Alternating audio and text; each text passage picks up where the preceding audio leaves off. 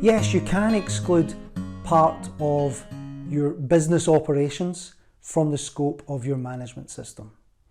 If you have an organisation that maybe has multiple business units, then it's possible that only certain business units require to have, say for example, certification against an international standard like ISO 9001, and therefore you may define the scope of that specific management system to the certain business unit that requires it. That may be driven by the customers that business unit is supplying, or some other reason.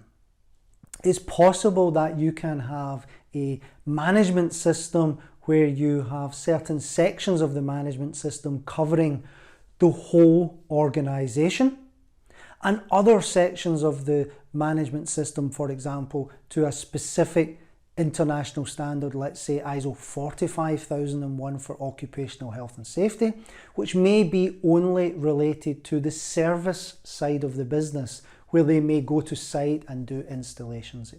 It's also important to recognise that large sections of an organisation could be removed from a scope, and therefore defining this clearly within the scope will help you put the boundaries in place to what your management system is looking to comply with and what areas it's associated to.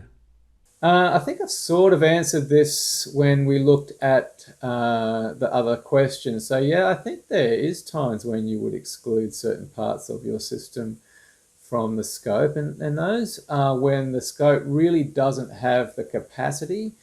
The management system that you've got doesn't have the capacity to adequately address the issue at hand, and there may be other more detailed systems that need to be applied, or it may be just for whatever reason it's better addressed in another way. So the answer is yes, you can definitely exclude certain parts of your system.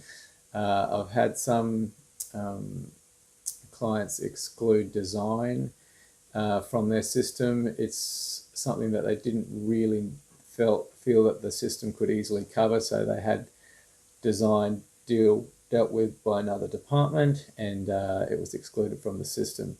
Not always sure I agree with that, but that's one example that's been applied in the quality world. So yeah, that would be my answer to can you and should you. Occasionally would be the answer.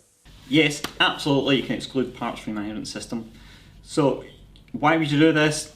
They're either not core parts of your business, outsourcing IT, or you have somebody else looking after it or verifying it, accountancy measured by the IRD.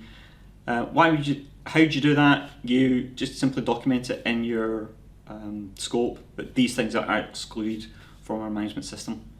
The general answer to exclusions is yes, but it depends on the standard that you are adopting.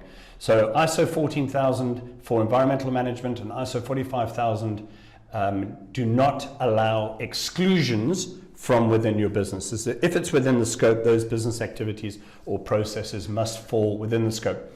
However, what those two standards, 14 and 45, do allow you to do is they do allow you to have a contracted scope. So instead of doing it globally, you could limit the scope of the management system to an organization, but then everything within that organization will be applicable.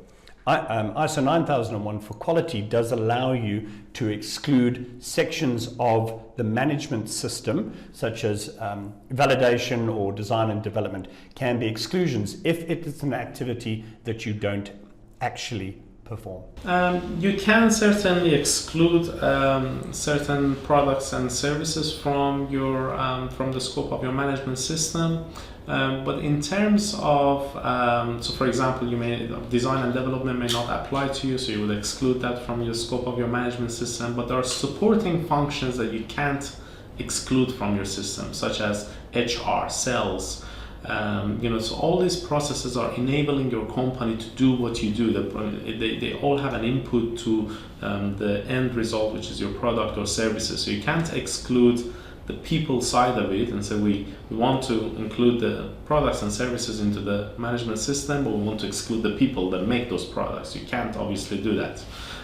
So there are certain parts of the management system that you cannot exclude, in saying that if it's design and development, or if it's a certain product or service or part of your organization that you don't want to include within the scope of the management system, you can certainly do that. Certainly. You can make the decision to not include things which aren't relevant to you. So for example, say you don't maintain any material that needs to be calibrated. You don't need to use verniers, you don't need to use that laser level or those things. Sections such as monitoring and measuring equipment, you can leave that out. You can specify that in your scope and state, we don't need these parts of the system, they don't apply to us. So it's going to be not really add any value to go and develop systems, processes, registers and documents to do with these parts. The biggest thing you have to do is you have to challenge it. You have to be able to justify it. For example, I've had a customer that turned around and said they want to exclude design and development. Great, excellent, you don't design anything, fantastic. Sat down, worked out their objectives. Their very first objective was to design a new item. And I said, you can't really turn around and say we don't design and then have your objective to be design. So you need to be able to justify and argue the case as to why it's not relevant to your business. If you enjoyed this video, click on the link to view the next compliance conversation.